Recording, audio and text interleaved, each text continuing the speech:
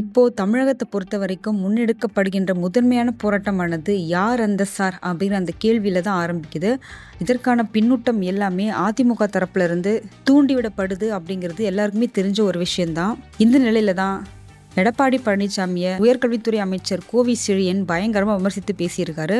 இதை பத்தி அவர் என்ன சொல்லியிருக்காருன்னா, முதலமைச்சரா இருந்தப்ப 13 அப்பாவி பொதுமக்களை காக்கா குருவி சுடுறது மாதிரி சுற்று கொன்றதையே டிவியை பார்த்து தெரிந்து கொண்ட எடப்பாடி பழனிசாமி இன்னுமே திருந்தாம பத்திரிகைகள்ல வந்த கிசுகிசுவை அடிப்படையா வச்சு போராட்டம் அப்படிங்கிற பேர்ல மக்களை வாட்டி வதச்சிட்டு இருக்காரு. திராவிட மாடல் ஆட்சியில் பெண்கள் உயர்கல்வி பயில்வது தொடர்ந்து அதிகரித்து வருது. இதை சிதைக்கும் வகையில தான் சார் யார் அப்படிங்கிற அந்த இல்லாத ஒன்றை கேட்டு அரசியல் ஆதாயம் தேடுகிறார் எடப்பாடி.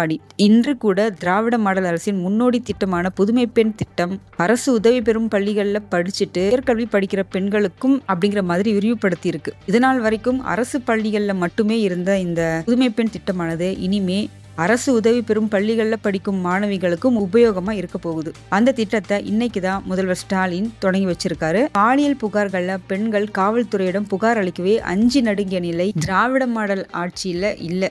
அது மாற்றப்பட்டு பெண்கள் துணிச்சலாக கிளம்பி வந்து புகார் கொடுக்குறாங்க.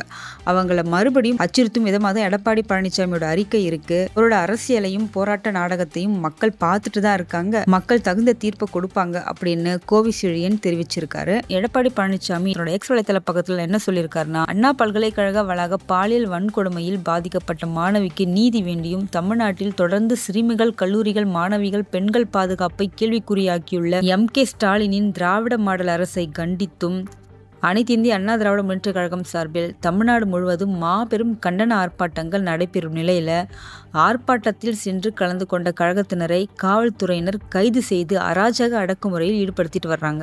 மக்கள் குரலின் பிரதிபலிப்பான எதிர்க்கட்சியின் குரலை ஒடுக்க முயலும் மு.க. ஸ்டாலின் மாடல் அரசுக்கு எனது கடும் கண்டனம்.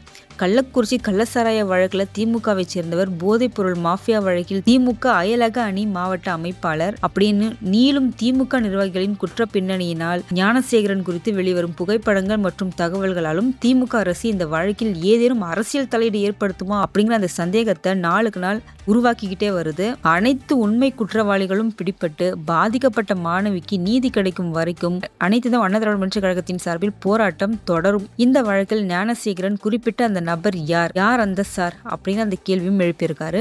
அவரோட இந்த எக்ஸ் வலைத்தள பதிவுக்கு பதில் கொடுக்கும் விதமாக தான் கோவி செழியன் இல்லாத ஒரு விஷயத்தை எடப்பாடி பழனிசாமி திரித்து பேசிட்டு இருக்காரு. மக்களோட கவனத்தை திசை திருப்ப பார்க்கறாரு. மக்கள் கிட்ட தங்களுக்கு கெட்ட பேர் உருவாக்க நிறைய முயற்சி பண்றாரு அப்படின்னு எடப்பாடி பழனிசாமி விமர்சனம் செய்திருந்தார். காவல்துறையில இன்னுமே விசாரணை போயிட்டு இருக்கும் பட்சத்துல இன்னுமே யார் அந்த இன்னொரு சார் அப்படிங்கிற அந்த கேள்விக்கு பதில் வரவே இல்லை. எஃப்ஐஆர்ல இன்னொருத்தரும் சம்பந்தப்பட்டிருக்காரு அப்படிங்கிறது தெள்ள தெளிவா இருந்துச்சு. அப்படி இருக்கும்போது அந்த இன்னொருத்தர் பேரை சொல்றதுக்கு ஏன் இன்னுமே பயந்துட்டு இருக்காங்க, நடுங்கிட்டு இருக்காங்க, தயங்கிட்டு இருக்காங்க அப்படிங்கறத எடப்பாடி பழனிசாமியோட கேள்வி. அது நியாயமான கேள்வி தானே. எஃப்ஐஆர்ல விஷயம் இருக்கு, இன்னொருத்தரும் சம்மந்தப்பட்டிருக்காருன்னு. அப்படி இருக்கும் பட்சத்துல அந்த எஃப்ஐஆர் லீக்கும் ஆகிருச்சு, எல்லாருமே பார்க்கவும் செஞ்சுட்டாங்க, இதை டவுன்லோட் பண்ணியும் வச்சிருக்காங்க. அப்படி இருக்கும் பட்சத்துல இல்லாத ஒரு விஷயம்னு இதை எப்படி திமுக அரசு மழுப்புறாங்கன்னே தெரியல. யாரா இருந்தாலும் சரி அவங்க தண்டிக்கப்பட வேண்டியது தானே. இந்த மாதிரி பாலியல் குற்ற வழக்குகள்ல மாட்டப்பட்டவங்க கடுமையான தண்டனைக்கு ஆளாக்கப்படணும். அதுதான் மற்றவங்களுக்கு ஒரு எச்சரிக்கையா இருக்கணும் அப்படிங்கிறது எல்லாரோட எதிர்பார்ப்பாகவும் இருக்கும் பட்சத்துல அந்த இன்னொருத்தரை திமுக அரசு திட்டமிட்டு பாதுகாக்குதா அப்படிங்கிற அந்த கேள்விதான் அதிமுக அரசால் பல இடங்களிலும் முன்வைக்கப்படுற ஒரு கேள்வியா இருக்கு. அதனால தான் யார் அந்த சார் அப்படிங்கிற அந்த ஹேஷ்டேகை பயன்படுத்தி பெரிய பெரிய போஸ்டர் அடிச்சு எல்லா இடத்துலயும் ஒட்டிட்டு பயங்கரமா ட்ரெண்டிங்ல போயிட்டு இருக்காங்க அதிமுகவினர். ஆனா அவங்க இது குறித்து கேள்வி எழுப்பும் போதெல்லாம் இல்லாத ஒரு விஷயம் அப்படின்னு சொல்லி அந்த விஷயத்த நார்மலைஸ் பண்றாங்களே தவிர அதை பத்தின எந்த ஒரு விவரமும் இன்னுமே வரல.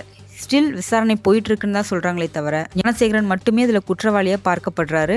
கூடிய சீக்கிரம் அந்த இன்னொருத்தர் யாரு அப்படிங்கிறது விசாரணையில வெளியே வந்துச்சுன்னா அதுவும் திமுக அரசுக்கு பாசிட்டிவா தான் இருக்கும். நேர்மையான விசாரணைன்னா அவங்களுக்கு நல்ல பேர் தான் கிடைக்கும். இந்த பேருக்காகவாச்சும் இவங்க இந்த விசாரணையை நேர்மையா கையாள்வாங்கன்னு நம்பலாம். கூடிய சீக்கிரம் அந்த இன்னொருத்தரையும் கைது பண்ணி அவனுக்கும் தகுந்த பாடம் கற்றுக் கொடுக்கணும் அப்படிங்கிறது தான் தமிழ்நாட்டு மக்களோட எதிர்பார்ப்பா இருக்கு. என்றும் உங்களுடன் மை இந்தியா. முக்கிய செய்திகளை உடனுக்குடன் தெரிந்து கொள்ள சப்ஸ்கிரைப் பண்ணுங்க, பெல் பட்டனை பிரஸ் பண்ணுங்க. என்றும் உங்களுடன் மை இந்தியா.